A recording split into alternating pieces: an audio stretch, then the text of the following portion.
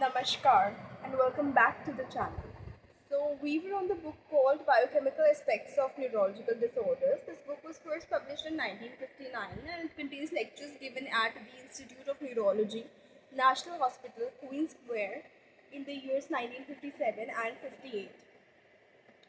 We are on the chapter called the clinical aspects of disorders of calcium and phosphorus metabolism, and we were under the topic called changes in plasma concentration of phosphorus. उसके अंदर हमने skeletal deformities की भी बात की थी, nervous system पे क्या इफेक्ट होता है वो भी बात की थी. आज हम उन केसेस डिस्कस करेंगे जो एग्जाम्पल के तौर पर ऑथर ने इस चैप्टर में लेक्चर में इलस्ट्रेट किए हुए हैं. तो फर्स्ट केस में ऑथर बताते हैं कि एक 47 ईयर्स की हाउसवाइफ जो है जिनको पेजेट्स डिजीज़ थी स्कल की, 1950 में उन्होंने कंप्लेन की थी कि पहले 4-5 साल से उनको इंटरमिटेंट बायलेटरल फ्रंटल हेडेक्स हो रहे हैं और जो कि अनरिलेटेड है किसी भी स्पेशल प्रेसिपिटेटिंग फैक्टर से. ऐसा कोई फैक्टर वो आइडेंटिफाई नहीं कर पा रहे थे जिसकी वजह से उनको 4-5 साल से ये हेडेक्स हो रहे हैं. 18 महीने से उन्होंने बताया कि जब उन्होंने दिखाया 1950 में, तो तब से 18 महीने पीछे से उनको इंक्रीजिंगली डेफ की जो कंप्लेंट है वो एक्सपीरियंस होने लगी दोनों कानों में. एग्जामिनेशन में रिवील किया कि बायलेटरल मिक्स डेफनेस है, poorly sustained nystagmus to the right and left है. कैलोरिक टेस्ट ने इंडिकेट किया कि एक लीजन है लेफ्ट लेबिरिंथ और एट्थ नर्व में. स्कल एक्सरे में पेजेट्स डिजीज रिवील हुई विद बेसिलर इम्प्रेशन, लेकिन ये देखा गया कि इस स्टेज पे पर्टिकुलर डिफॉर्मिटी जो है कॉज ऑफ हर सिम्टम्स थी, या फिर वो एक्सप्लेन नहीं कर पा रहे थे कि जो चेंजेस हुए टेम्पोरल बोन्स में उसकी वजह से ये सिम्टम्स हो रहे थे. अगले कुछ ही महीनों में पेशेंट ने को जो है वर्टाइगो डेवलप हो गया with falling and re examination में अर्ली पाल्सी मिली of the left side of the tongue. 18 महीने बाद पेशेंट को दोबारा देखा गया और उनकी हेडेक और ज़्यादा सिवियर थे, एटैक्सिक गेट थी, early right sided pyramidal tract signs थे और साथ साथ प्रीवियस एब्नॉर्मलिटीज़ जैसी थी वो वैसी ही थी. स्कल एक्सरे ने शो किया कि increase in the degree of impression, Bull's angle increase from 32 degree to 43 degree, लेकिन वो अभी भी अपना काम जो है कर पा रही थी और सिम्टोमेटिक ट्रीटमेंट पेशेंट को दिया गया.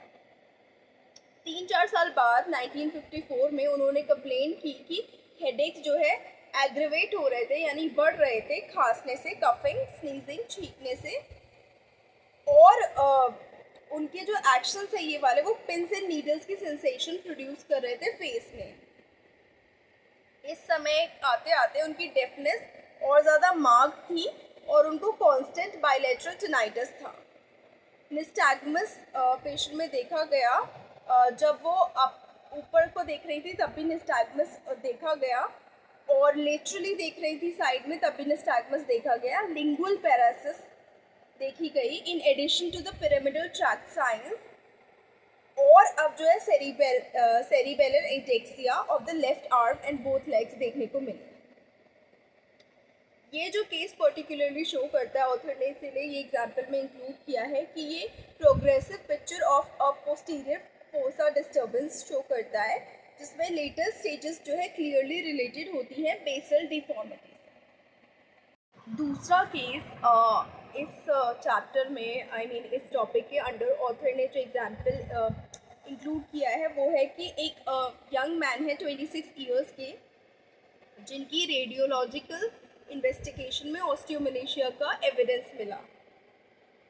9 साल से उनके ब्रीफ एक्सेस ऑफ पेन था in the back of his head, usually brought on by coughing, lifting और स्ट्रेनिंग.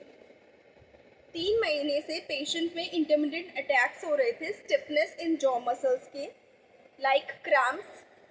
2 महीने से उनकी intermittent पैरेस्थेसिया in the right side of face and a dead feeling in the right side of mouth and tongue, ये वाले attacks हो रहे थे.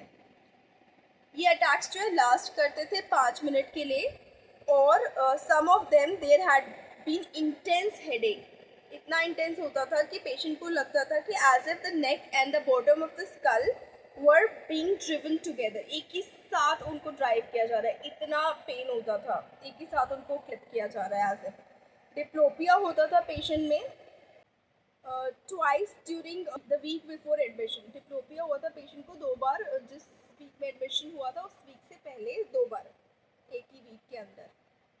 Intense headache की वजह से हुआ था, और इंटेंस हेडेक में की वजह से पेशेंट को टेम्परेरी डिफ़िकल्टी इन ब्रीदिंग भी देखी गई थी। एग्जामिनेशन में short neck and large skull था, bulging in the occipital region था, बायलेटरल पेपिलोडीमा था, depression of the right corneal reflex था, right sided pyramidal tract signs थे, और बायलेटरल सेरिबेलर एटेक्सिया था। बेसिलर इम्प्रेशन ऑफ स्कल में देखा गया था एक्सरे में कि एक सब ऑक्सीपिटल डीकम्प्रेशन प्रेजेंट है। पेशेंट को ऑपरेट किया गया था उस सब ऑक्सीपिटल डीकम्प्रेशन के लिए, और 6 साल बाद जब पेशेंट दोबारा आया रूटीन फॉलोअप के लिए तो वो एंटायरली सिम्टम फ्री था एंड एक्टिवली एम्प्लॉयड था। जो तीसरा केस ऑथर ने डिस्कस किया है इस हेडिंग के अंदर, वो एक 18 साल की वुमेन का था जिसको ऑस्टियोजेनेसिस इम्परफेक्टा था। तो इन वुमेन में देखा गया कि 2 साल से 18 साल के बीच में उन्होंने 9 से 10 मेजर फ्रैक्चर सस्टेन किए थे, इंक्लूडिंग लिम्स और स्पाइन के फ्रैक्चर। 3 साल से जो है डिट्यूरेशन हो रही थी उनकी हेल्थ में, उनके विजन में, साथ साथ अभी उनको डबल विजन डेवलप हुआ था।